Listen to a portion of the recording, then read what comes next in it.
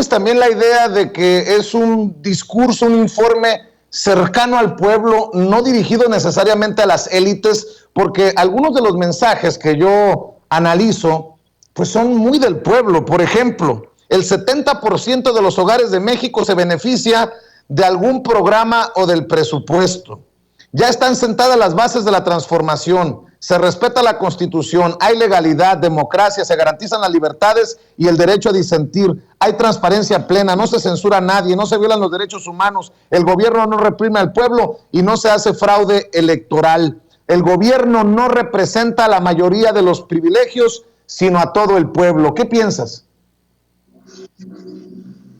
Mira, sin duda alguna, tú lo has dicho y lo has puesto en una buena perspectiva comparada, en el sentido de que uno de los males que aquejaban a nuestro país era el presidente en turno, Calderón, Peña, Vicente Fox, Ernesto Zedillo, Carlos Salinas de Gortari, convertidos más que en mandatarios, Vicente, en cabilderos de las cúpulas empresariales, en patrocinadores de los intelectuales orgánicos, en patrocinadores de los medios chayoteros, y esto que el presidente puso hoy en el primero los pobres, que dice, así es como empieza mi libro, que es una idea que trae desde que es jefe de gobierno de la Ciudad de México, entonces Distrito Federal, que se ve traducido en las pensiones para adultos mayores, en las becas para madres solteras, para personas con discapacidad o capacidades diferentes, para estudiantes, preparatorios, universitarios, en becas también para la ciencia, etcétera. Parece que es algo muy importante porque el pastel se empieza a partir de forma diferente, y esta otra cuestión, Vicente, que ya queda por ley, es decir, no solamente queda como un decreto que se puede echar abajo cuando llegue otra administración, sino que para echarlo para atrás tendría que pasar por otra reforma constitucional con un costo bastante alto. Y cuando digo que es importante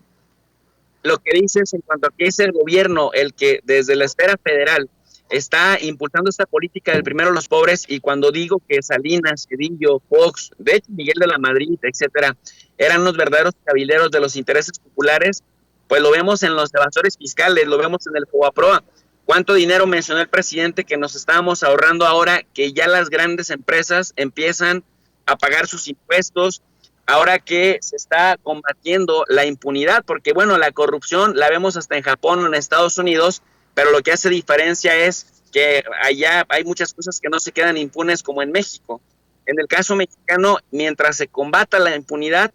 va a haber menos tentación para la corrupción. Pero otra cosa importante, Vicente, que creo que el presidente López Obrador ha podido hacer muchas cosas a pesar de la pandemia, a pesar de que tuvimos a un presidente inestable en Estados Unidos como Trump y uno muy malo como Joe Biden, a pesar de las crisis que le ha tocado vivir en esta administración, y que tienes, por ejemplo, récord histórico en que el peso no se te ha devaluado, tienes récord histórico en inversión extranjera directa, tienes récord histórico también en el tema de las remesas, más de 40,000 millones de dólares, y aquí quiero ser muy puntual en algo. Aunque las remesas es dinero que viene de Estados Unidos y es dinero que viene de los migrantes y que no es de políticas generadas por este gobierno,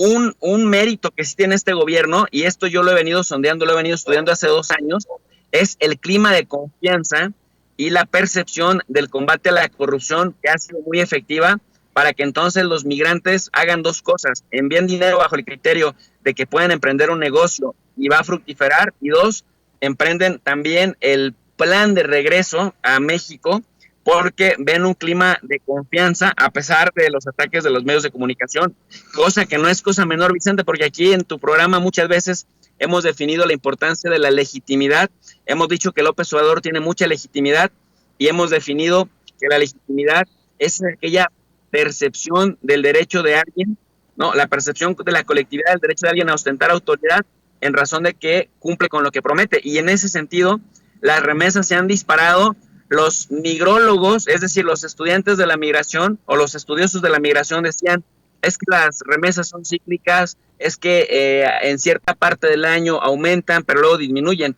Lo que hemos visto en este gobierno es que las remesas no han disminuido, siguen aumentando, y cuando tú le preguntas a los migrantes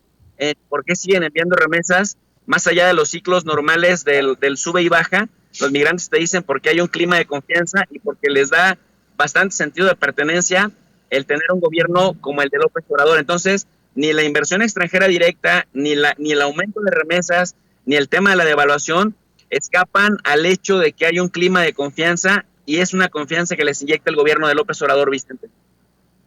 Profe, otra